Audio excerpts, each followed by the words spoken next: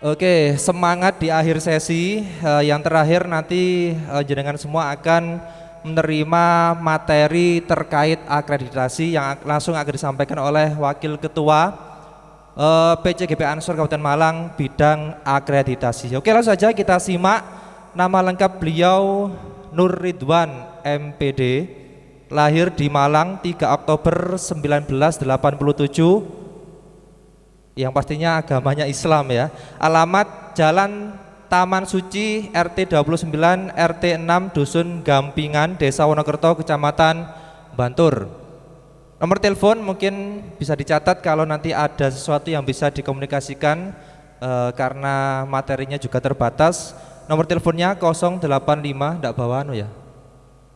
Ditulis di tangan enggak bawa di kertas 085 655 025023. Saya ulangi nomor telepon beliau atas nama Nur Ridwan 085655025023. Riwayat pendidikan formal SDN Gedangan 1, MTS Mambaul Ulum Gedangan, MA Al-Ittihad Poncokusumo, S1 Pendidikan Bahasa Inggris Unisma tahun 2015, S2 Pendidikan Agama Islam Unira tahun 2020. Pendidikan non formal beliau mengemban pendidikan pesantren di PPS Al-Ittihad Poncokusumo dan di Pondok Pesantren Nurul Huda Poncokusumo Kabupaten Malang. Riwayat pekerjaan sampai saat ini beliau menjadi kepala bagian penerimaan mahasiswa baru Unira Malang. Jadi jenengan semua yang mungkin punya anak, punya saudara atau jenengan sendiri mungkin yang belum kuliah bisa langsung berhubungan dengan beliau ya. Langsung ke bidan penerimaan mahasiswa baru. Nanti pasti ada banyak apa ya istilahnya beasiswa. Langsung saja nanti di Japri ya. Kemudian selain menjadi kepala bagian penerimaan mahasiswa baru, beliau juga menjadi dosen pendidikan agama Islam di Fakultas Saintek di Unira juga. Pak dosen ya. Riwayat organisasi pernah menjadi ketua pimpinan cabang IPNU Kabupaten Malang tahun 2012-2014. Sekretaris PC Pagar Nusa Kabupaten Malang 2016-2021. Tepuk tangan juga pendekar beliau ini ya. Selain menjadi seorang akademik juga pendekar ya. Sekretaris IPSI Ikatan Pencak Silat Indonesia Kabupaten Malang 2017-2021. Wakil Sekretaris PC Ansor periode kemarin tahun 2017 sampai 2021 dan sekarang masuk lagi di pengurusan menjadi Wakil Ketua PCGP Ansor Kabupaten Malang bagian atau bidang akreditasi. Tepuk tangan untuk beliau. Langsung saja tanpa panjang lebar kita serahkan kepada Bapak Nur Ridwan MPD. Kepada beliau kami persilakan. Monggo.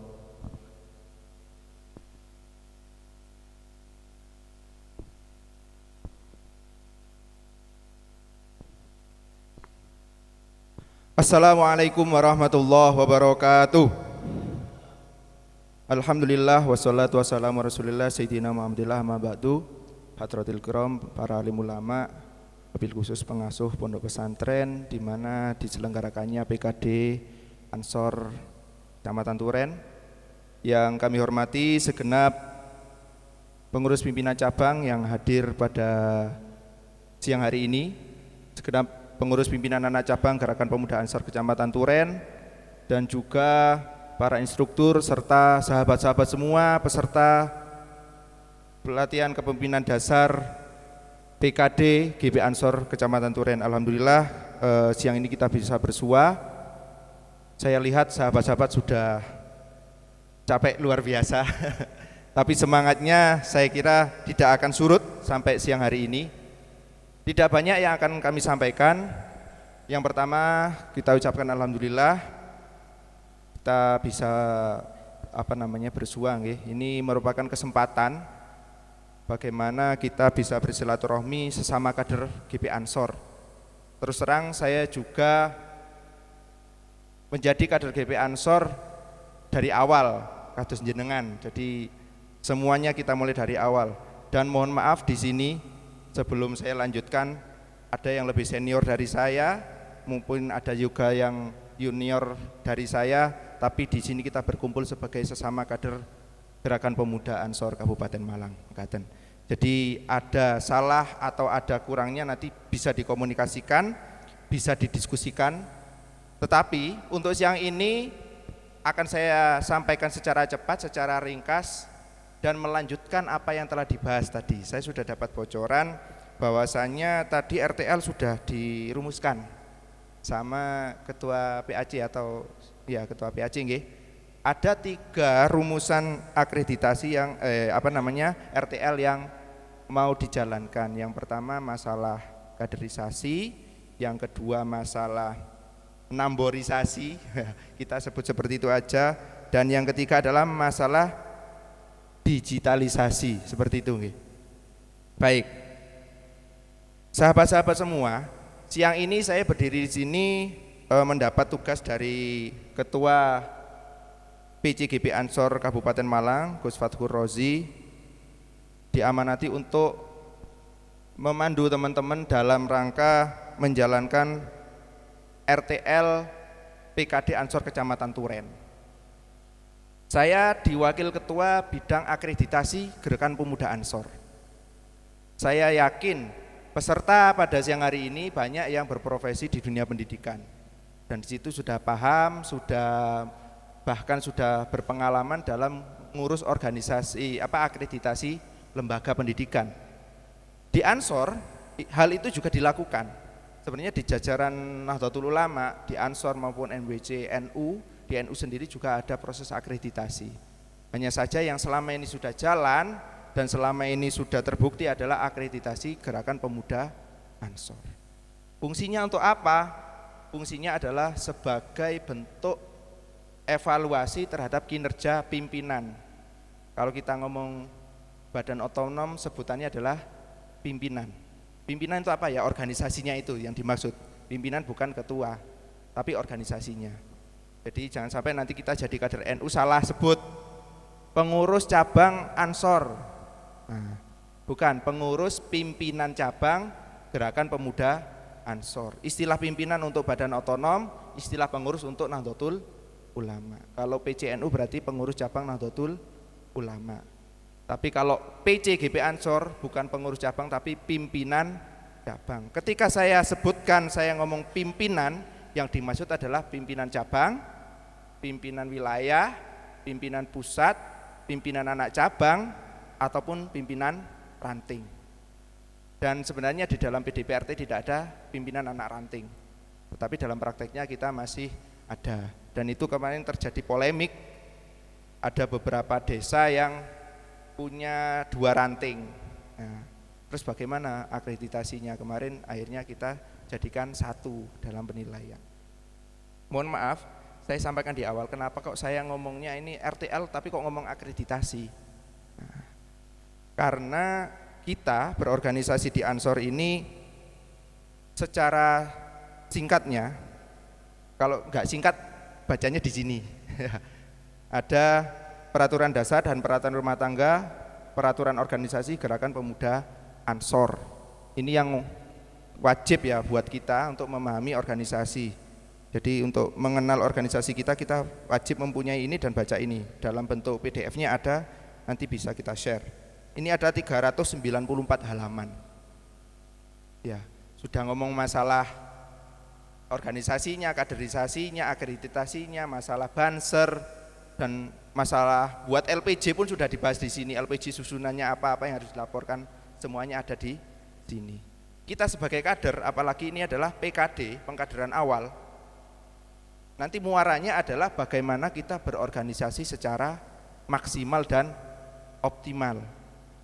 Bagaimana ukurannya? Sesuai dengan peraturan dasar dan peraturan rumah tangga. Maka dari itu RTL, dan alhamdulillah tadi saya sudah dapat kabar bahwasannya Gus Ubed sudah menuangkan 3 pokok RTL-nya, yaitu di kaderisasi, namborisasi, dan digitalisasi. Ini selaras dengan apa yang termuat di borang akreditasi seperti itu. Lebih sederhana lagi, saya sederhanakan. Apa yang harus kita lakukan di Gerakan Pemuda Ansor itu adalah apa saja yang akan dinilai di akreditasi Gerakan Pemuda Ansor. Clear nggih? Jadi kita nggak usah bingung, saya di Ansor harus ngapain? Jawabannya secara sederhana, lakukan apa saja yang akan dinilai pada proses akreditasi Gerakan Pemuda Ansor. Jadi kita tidak akan melenceng jauh menyelenggarakan kegiatan atau melakukan bakti sosial atau melakukan program-program yang jauh dari apa yang diharapkan di pimpinan Gerakan Pemuda Ansor. Seperti itu. Nanti muaranya diakreditasi. Dampaknya apa akreditasi? Jadi sesuatu yang tidak sistematis, ya sesuatu yang baik kata Sayyidina Ali, sesuatu yang baik yang tidak terorganisir maka akan kalah dengan sesuatu yang tidak baik tetapi terorganisir. Nah kita menuju ke situ, bagaimana kita menjadi kader Gerakan Pemuda Ansor yang benar-benar profesional seperti itu. Baik, itu untuk awalan. Selanjutnya saya hanya punya 3 slide di sini dan akan saya sampaikan secara cepat.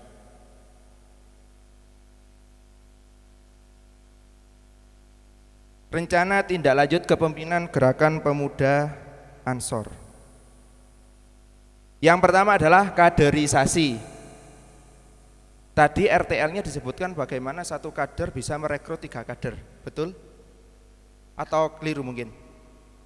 Satu kader harus bisa merekrut 3 kader, ngoten nggih? Leres nggih? Baik, kita kunci di situ. Kaderisasi satu kader PKD yang hari ini harus bisa merekrut 3 anggota lagi. Yang kedua, namborisasi. Namborisasi ini tujuannya adalah bagaimana keberadaan pimpinan Gerakan Pemuda Ansor di tingkat ranting benar-benar diketahui, bisa diketahui. Jadi ini salah satu bagian dari branding atau publikasi Gerakan Pemuda Ansor. Sekarang ini selaras dengan apa yang di RTL kan yang nomor 2. Sekarang banyak sekali kegiatan-kegiatan positif tetapi tidak terpublikasikan. Masalahnya apa? Kegiatan Nabi kok dipublikasikan, kok darani riak kan seperti itu. Kuncinya ada 2. Yang pertama, jika kegiatan itu bersifat pribadi, maka sebaiknya tidak dipublikasikan. Jika kegiatan itu, yang kedua, jika kegiatan itu melekat dengan organisasi, wajib dipublikasikan. Misalnya jenengan bantu korban bencana alam ke Lumajang atas nama Gerakan Pemuda Ansor, harus dipublikasikan karena Anda berangkat di sana tidak hanya sekedar sebagai pribadi tetapi membawa nama besar Gerakan Pemuda Ansor. Seperti itu. Tapi kalau sudah urusan pribadi terserah jenengan, saya kira dipublikasikan boleh, tidak juga boleh. Tetapi kalau menurut siapa, Gus Miftah, ya Gus Miftah ya yang lagi viral, wong orang berbuat maksiat aja mereka bangga dan dipublikasikan, masa kita yang berbuat baik tidak dipublikasikan. Makanya Gus Miftah di videonya sering bagi-bagi uang atau nebas apa yang ngarani ya, nebas asongan, semuanya dibeli, dikasih uang bahkan lebih. Dasar beliau, wong orang berbuat maksiat aja nggak malu dipublikasikan, apalagi kita yang berbuat baik. Dan yang jadi masalah ketika orang yang baik tidak mau bergerak atau mempublikasikan, maka hal yang buruk lah. Pasti yang kemarin sudah ada materi tentang hubungannya dengan yang ketiga, digitalisasi. Ya, digitalisasi. Di saat ini kita akan banyak menemui kebenaran semu. Mungkin sudah disampaikan oleh sahabat Ainun mungkin ya. Salah satu dampak dari digitalisasi adalah kebenaran semu. Ketika sesuatu yang salah disampaikan oleh 100 orang, maka seakan-akan itu menjadi sebuah kebenaran. Ini namanya kebenaran semu. Tetapi sesuatu yang baik hanya dipublikasikan oleh 1 orang, koyok-koyok iku salah karena kalah publikasi. Bahkan saya menemui juga anggota keluarga saya lihat apa? Lihat YouTube. ceramah agama yang disetel Ustadz Adi Hidayat, karena agak Wahabi ya beliau, dan Ustadz Wahabi yang lain. Karena apa? Kok muncul duluan di atas? Karena mereka publikasinya bagus, ratingnya juga di atas. Seakan-akan mereka yang benar dan itu dikonsumsi oleh masyarakat umum. Oleh karena itu digitalisasi yang ketiga ini juga penting. Makanya bagaimana konten-konten positif nanti yang muncul. Baik, 3 ini saya kunci dan akan saya hubungkan dengan apa yang harus kita lakukan di Gerakan Pemuda Ansor berbasis akreditasi. Saya ngomongnya berbasis apa yang disampaikan di akreditasi. Sebelum proses akreditasi itu dilakukan untuk menilai pimpinan Gerakan Pemuda Ansor, baik pimpinan ranting, pimpinan cabang, anak cabang maupun pimpinan cabang dan pimpinan wilayah. Kalau pusat tidak, paling tinggi soalnya. Mereka hanya evaluasi diri kalau pimpinan pusat namanya. Hal itu bisa dilakukan tetapi perlakuannya tidak sama. Contoh, ada pimpinan ranting di desa, saya kasih contoh di Kabupaten Malang ada desa Suwaru, basisnya non muslim, atau desa Peniwen di Ngajum basisnya juga non muslim, atau desa Sitiarjo di Sumbermanjing Wetan. Pastinya kita menilai yang minoritas tidak sama dengan yang mayoritas. Hal itu dibedakan dengan apa? Kita langkah pertama, dan ini menjadi PR Anda dari kegiatan RTL ini, menyesuaikan yang disampaikan oleh Gus Ubed, kita harus melakukan proses klasterisasi, pengkelasan pimpinan Gerakan Pemuda Ansor di tingkat ranting. Saya ngomong di tingkat ranting karena ini yang ada dari ranting. Apa saja yang harus diklasterisasi? Nah, ini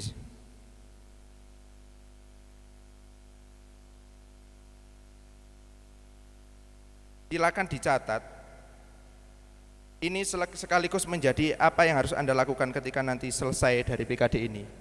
Yang pertama, yang diklaster, hal-hal klasterisasi ini berpedoman pada 1, jumlah penduduk muslim.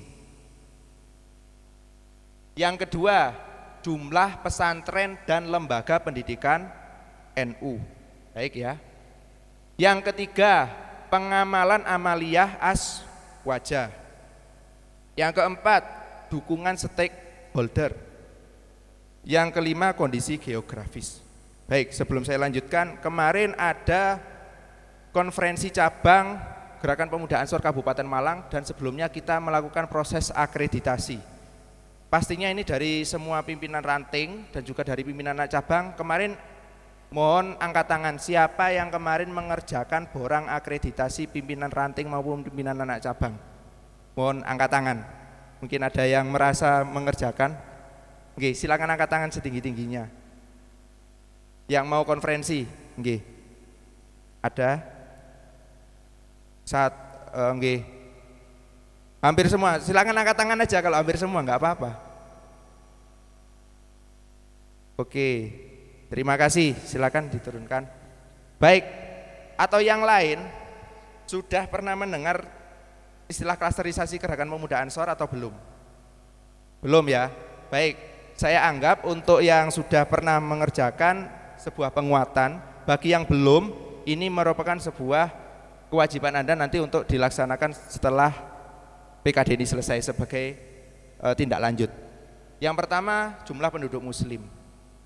Kalau ngisi borang klasterisasinya sih mudah, Anda tinggal ngisi 80% atau 70% atau berapa. Kemudian jumlah pesantren, ada berapa pesantren, ada berapa lembaga pendidikan NU. Kalau di lembarannya kemarin yang saya terima, karena saya yang menilai, saya yang merekap itu saya. Tinggalkan cuma 1 lembar. Nah, sekarang harus ditingkatkan, tidak hanya sekedar klaim Anda terkait jumlah pesantren, jumlah penduduk muslim, pengamalan amaliyah aswajah, tetapi harus melalui data yang real. Ya, data yang real. Yang perlu dilakukan yang pertama, jumlah penduduk muslim. Anda harus mempunyai data yang valid terkait jumlah penduduk muslim yang ada di ranting jenengan, berarti berbasis desa. Caranya bagaimana? Anda boleh akses di pemerintah desa atau akses di sumber-sumber lain yang itu valid datanya. Bahkan harus by number. Jumlah penduduk muslim, mungkin kalau klaim kita kan bisa 90% seperti itu, di atas 80%. Tetapi harus rinci jumlahnya berapa. Ngoten nggih? Nah, itu nanti yang harus dilakukan. Berbasis data yang real. Silakan Anda akses. Nanti dilampirkan di lembar penilaian klasterisasi, dan itu nanti yang akan kita lakukan di pimpinan cabang untuk proses akreditasi pimpinan Gerakan Pemuda Ansor yang akan dilaksanakan 1 tahun sekali. Jadi nanti klasterisasinya tidak asal-asalan tapi by data seperti itu. Baik, yang kedua, jumlah pesantren dan lembaga pendidikan Nahdlatul Ulama. Ya, ini juga by data. Nama pesantrennya apa, alamatnya di mana, santrinya juga berapa, itu harus rinci. Sanggup ya? Ini RTL-nya. Yang ketiga, pengamalan amaliyah aswaja. Jadi kalau di lembar penilaian cuman merata, kurang merata, tidak merata. Pertanyaan seperti itu. Sampean pilih yang mana? Oh, merata, kurang merata, tidak merata. Tetapi sekali lagi tidak subjektif tapi harus objektif. Anda harus cari data betul. Misal di satu desa ada berapa RT, berapa RW, di sana merata enggak majelis zikirnya, kemudian majelis sholawatnya atau jamaah tahlilnya. By number, di data betul. Di desa saya ada 10 majelis zikir misalnya. Ada 5 majelis taklim di masjid ini, masjid ini, masjid ini. Kemudian ada jamaah tahlil di RT 1, RT 2, biasanya basisnya RT ya kalau tahlil. Itu datanya harus valid betul. Kemudian ketika sudah dari sekian RT kita ada 10, kemudian 8 RT ada tahlil, berarti kan sudah merata, anggap sudah merata, seperti itu. Bahkan ini juga untuk pemetaan antara kawan dan lawan. Barangkali di pemetaan tersebut kita akan menemui majelis taklim yang bertolak belakang dengan paham Ahlussunnah wal Jamaah. Bahkan kemarin Turen sempat viral karena mau didatangi salah satu mubalek Wahabi ya. Pinten kemarin yang mau ke sini itu siapa namanya? Bape Haikal. Iya, Bape Haikal. Makanya hal-hal semacam itu harus kita tahu petanya. Di mana sih yang mau ngundang? Masyarakatnya bagaimana di situ? Apakah ada majelis taklimnya? Apakah ada komunitasnya di situ? Kita harus tahu betul. Nah, nggih. Jangan kita nanti klaim, oh wis merata di sini, ternyata masih kecolongan, di situ ada golongan-golongan B. Kemudian yang keempat, dukungan stakeholder. Stakeholder ini siapa? Lembaga-lembaga yang berkepentingan dengan Gerakan Pemuda Ansor. Yang pertama, yang paling wajib dan paling inti adalah Majelis Wakil Cabang Nahdlatul Ulama. Apakah Gerakan Pemuda Ansor di Kecamatan Turen ini sudah didukung penuh oleh Majelis Wakil Cabang Nahdlatul Ulama? Kalau diranting, apakah Gerakan Ansor di ranting saya sudah didukung penuh oleh pengurus ranting Nahdlatul Ulama? Kalau tidak sejalan, ngapunten, apalagi nanti Ansornya kok berkonflik dengan ranting, berarti sudah menyalahi apa yang diamanatkan di Gerakan Pemuda Ansor. Bahkan nanti klasternya bisa turun. Nah, nanti klasternya apa saja nanti saya jelaskan. Kemudian yang terakhir, kondisi geografis. Kondisi geografis. Kondisi geografis ini adalah bagaimana jarak tempuh dari ranting jenengan ke pusat kegiatan Gerakan Pemuda Ansor di tingkat kecamatan. Berarti rumusnya adalah jarak ranting jenengan, sekretariat ranting ke kantor PAC Ansor. Jarak tempuhnya dekat, jauh, sulit atau tidak. Bisa dipahami nggih? Tapi kalau di Turen saya kira mudah semua dan dekat semua. Tapi kalau kita ngomong Sumber Manjing Wetan misal, ada di desa Tambak Asri, ke sumber manjingnya masih hampir 1 jam, berarti kan jarak tempuhnya jauh. Nah itu, kenapa kok itu harus dipetakan dulu? Itu untuk menentukan klaster pimpinan Gerakan Pemuda Ansor. Nanti klasternya ada klaster 1, klaster 2, klaster 3. Klaster 1 sederhananya adalah Gerakan Pemuda Ansor yang paling, 1 dominan penduduk muslimnya, 2 banyak pesantren dan lembaga NU, 3 amaliyah aswajanya merata, 4 dukungan stakeholdernya bagus, yang kelima kondisi geografisnya juga mudah. Itu misal klaster 1. Nanti ada yang klaster 2 tengah-tengah, yang nggak terlalu jauh, yang nggak terlalu dekat, jumlah penduduk muslimnya ya 70% lah misal seperti itu. Kemudian lembaga pesantren dan pendidikan NU juga ada di situ. Amaliyahnya hampir merata, dukungan stakeholder lumayan, kondisi geografis ya sedang seperti itu. Nanti baru klaster 3. Jumlah penduduknya minoritas, muslimnya minoritas, lembaga pendidikan pesantren dan lembaga pendidikan NU juga sedikit. Amaliyahnya kurang merata, dukungan juga kurang kuat, kondisi geografisnya juga sulit. Nah, artinya kita anggap adil itu kan tidak sama antara anak yang sudah kuliah, anak yang masih SMA sama anak yang TK. Kita ngasih uang saku anak yang sudah kuliah pastinya lebih banyak daripada anak SMA maupun TK karena kebutuhannya berbeda. Sama seperti itu. Kita menilainya kalau klaster 1 berarti bobot mereka lebih berat. Yang dilakukan harus lebih baik daripada yang klaster 2 maupun klaster 3. Setelah ketemu klaster 1, 2, 3 baru kita bisa mengakreditasi atau menilai seperti itu. Oke. Saya kira kurang 1 slide walaupun isinya agak banyak ya. Sekarang diproses akreditasi sahabat-sahabat. Saya teruskan sedikit nggih. Nah, sedikit saja. Los Kak Rewel. Dibantu ngetik Mas. Akreditasi yang pertama. Yang dilakukan untuk akreditasi yang pertama ini tentang keberadaan majelis dzikir dan sholawat Rijalul Ansor.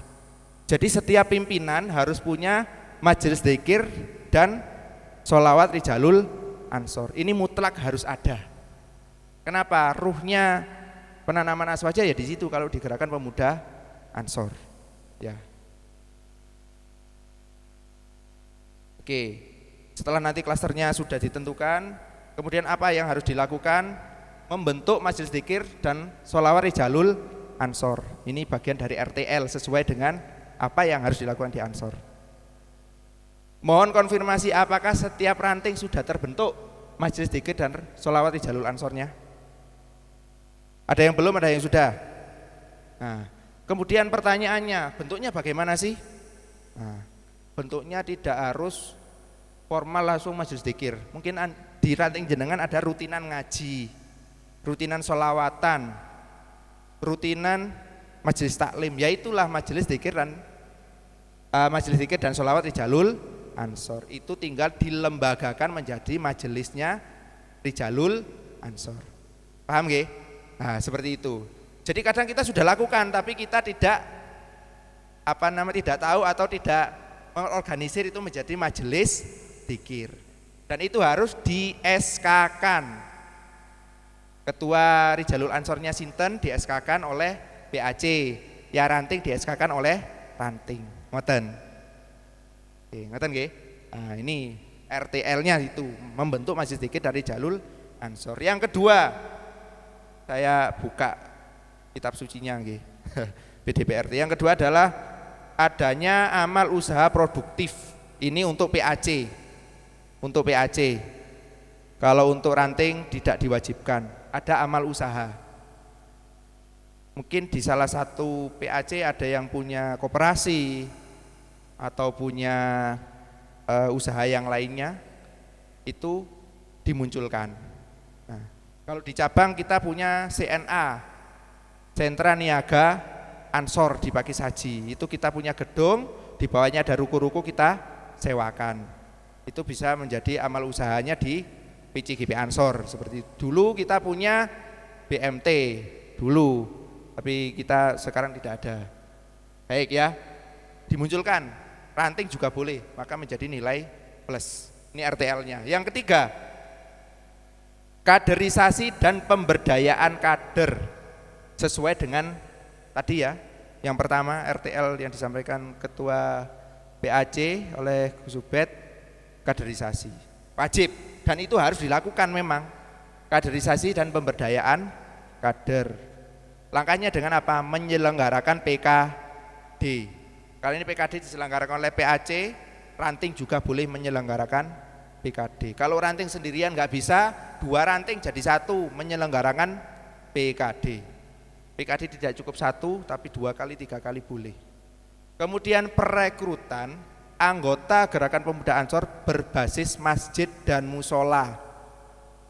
Oke, berbasis masjid dan musola, itu RTL-nya. Perekrutan tadi kan 1 orang wajib merekrut 3 orang. Itu diusahakan juga ada yang berbasis masjid dan musola. Oke? Ya. Oke, clear. Yang selanjutnya pengembangan Banser, Barisan Ansor Serbaguna.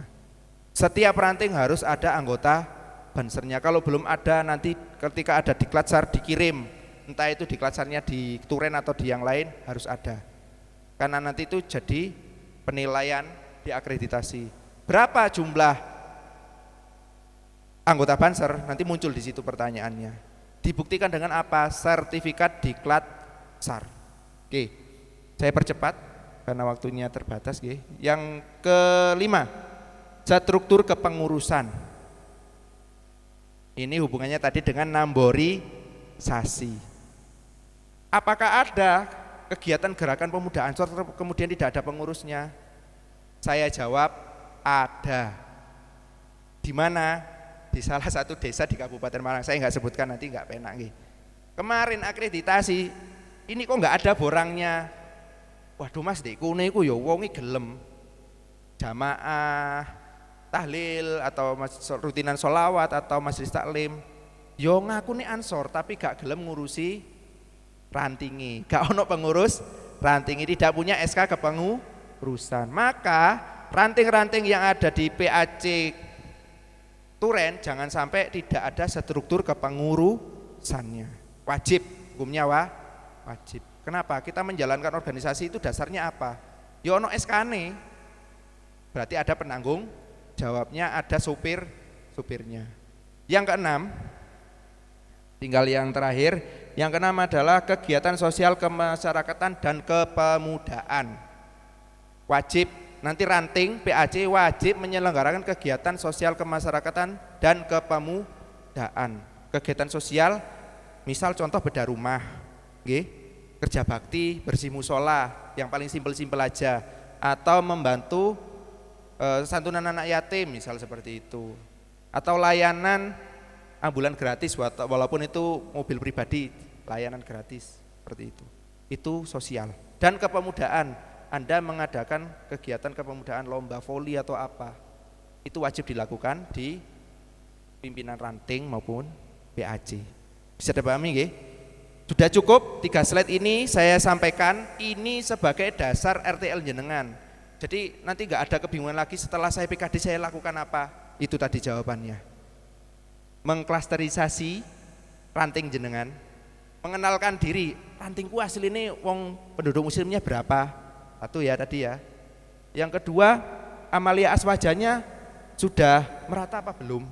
Ada berapa pesantren, ada lembaga pendidikan NU-nya berapa? Kemudian tadi kondisi geografisnya bagaimana? Dukungan MWC, kecamatan atau kelurahan ke Ansor bagaimana? Seperti itu. Stakeholder itu bisa MWC, kalau di PAC ya MWC, kecamatan, polsek, peramil, misal seperti itu. Nah gitu. Kemudian setelah klasterisasi sudah muncul, itu disimpan dulu. Nanti jawabannya ketika ada proses akreditasi. Pokoknya disimpan dulu. Tidak saya buka semua. Lalu jenengan melakukan hal-hal yang akan dinilai di akreditasi, membentuk majelis zikir dan sholawat jalul Ansor. Yang kedua, membuat amal usaha produktif untuk PAC. Kalau ranting sunnah ya. Yang ketiga, kaderisasi dan pemberdayaan kader. Jadi merekrut kader sebanyak-banyaknya. Tadi satu kader merekrut 3 orang. Diusahakan juga ada yang berbasis masjid dan sekolah. Yang keempat, pengembangan banser, harus ada bansernya. Yang kelima, struktur kepengurusannya harus jelas. Yang keenam, menyelenggarakan kegiatan sosial kemasyarakatan dan kepemudaan. Itu saya kira dari saya cukup. Pangapunten, misal ada kekurangan, semoga nanti bisa ditindaklanjuti di proses akreditasi yang semoga nanti SKPC segera turun. Walaupun saya tadi ngakunya wakil ketua tapi belum di SK, masih calon wakil ketua. Dan insya Allah ketika ada proses akreditasi, jenengan semua akan berkomunikasi dan bertemu dengan saya. Terima kasih, saya akhiri, mohon maaf atas segala kekurangan. Wallahul muwaffiq ila aqwamit thoriq. Wassalamualaikum warahmatullahi wabarakatuh. Oke, tepuk tangan untuk pemateri yang luar biasa. Ada pertanyaan? Cukup ya? Yang kurang jelas bisa langsung WA pribadi ke beliaunya. Rangkuman dari yang disampaikan beliau adalah terkait RTL ini menuju ke akreditasi, karena isi dari akreditasi itu suatu hal yang sudah jenengan laksanakan di PAC maupun ranting, dan itu nanti di akhir periode pengurusan dan di akreditasi itu pasti akan dimintakan seperti kemarin yang sudah melaksanakan. Terkait akreditasi poin satunya 1 beranak 3. Jadi nanti jenengan yang lulus dari PKD ini mendapat sertifikat wajib mengajak 3 kader minimal. Gitu ya. Kemudian numberisasi, publikasi, kalau ada hal yang baik kenapa tidak kita publikasikan? Kalau yang maksiat saja diviralkan di YouTube, di Instagram dan sebagainya, kenapa yang baik-baik tidak diviralkan? Ini tugas jenengan semua. Kemudian digitalisasi ya, yang mohon maaf yang kelahiran di di bawah 9 atau angka 8, 1998 atau 1999 itu insya Allah itu di masa-masa milenium. Lah nanti kan jenengan sudah punya anak atau punya kader atau saudara yang sudah milenial, nanti sama-sama saling bekerja sama terkait digitalisasi seperti apa yang harus kita laksanakan. Seperti itu nggih. Kemudian akreditasi yang sudah dibacakan tadi terkait 6 poin penting Majelis Dzikir dan Rijzanul Ansor atau MDS yang belum ada, monggo dibentuk. Adanya amal usaha produktif dari PAC ini, kemudian kaderisasi dan pemberdayaan kader, kemudian struktur kepengurusan yang belum ada pengurusnya atau struktur secara tertulis di PAC maupun di ranting jenengan yang belum tertulis, silakan nanti dikomunikasikan ke PAC setempat atau PAC Turen. Yang terakhir kegiatan sosial kemasyarakatan dan kemudaan, dan tidak jauh yang saya bacakan tadi didokumentasikan seperti itu nggih, karena nanti berhubungan dengan akreditasi. Ada tambahan? Monggo. Ngapunten nambah kedik, ngapunten saestu. Tadi ada yang kelupaan. Yang terakhir di hasil Konbes Ansor di Minahasa ada satu tambahan tadi ya, kewajibannya adalah pengembangan digital kader. Poin ketiga tadi digitalisasi, namanya pengembangan digital kader. Contohnya sudah ada, saya sudah langsung live di sini. Ini digital kader. Pimpinan ranting, pimpinan PAC, pimpinan anak cabang harus punya akun media sosial, nggih. Tadi mohon maaf saya lupa, punya akun media sosial, mau YouTube, Instagram, bahkan sampai TikTok boleh. Dan penilainya bagaimana? Bagaimana produktivitas pimpinan ranting atau anak cabang di media sosial, berapa kali upload, berapa followernya, kan seperti itu. Bisa dipahami nggih? Kemudian yang terakhir tadi kegiatan sosial kemasyarakatan dan kepemudaan, kegiatan apapun harus didokumentasikan berbasis geotagging. Ini contohnya, saya tadi langsung foto jenengan, jeret, langsung saya tampilkan. Sekarang sudah ada berbasis geotagging itu bagaimana? Di situ ada logo Gerakan Pemuda Ansor, PC GP Ansor Kabupaten Malang, PKD GP Ansor Kecamatan Turen. Tanggal 13 Februari 2022 pukul 12.20 di Jalan Masjid Al-Hamdi nomor 18 Madya Renggo, Talok, Kecamatan Turen, Jawa Timur. Jadi foto jenengan harus ada identitasnya. Pakai aplikasi silahkan. Download namanya Survey Cam, yang saya pakai ini Survey Cam. Saya bisa masukkan logo, keterangan waktu, keterangan tempat, terus keterangan kegiatan bisa saya ketik di situ. Artinya, ngapunten kadang laporan kan, foto zaman dhisik kayak laporan saiki kan ya iso. Atau foto satu kegiatan dibuat 2 kegiatan. Makanya di proses akreditasi nanti basisnya dokumentasi berbasis geotagging. Harus ada keterangan ini, harus kita mulai dari saat ini. Nun sewu, harus kita mulai dari saat ini ada keterangannya. Oh, kegiatan tanggal sekian, kegiatannya ini, tempatnya di sini. Ngapunten. Dan yang terakhir, saya membawa amanat ngapunten guys. Tadi saya disebutkan sebagai kepala penerimaan mahasiswa baru Unira. Saya melanjutkan amanat, saya dulu diajak oleh almarhum Bapak Hasan Abadi. Mari kita baca Al-Fatihah untuk beliau. Al-Fatihah.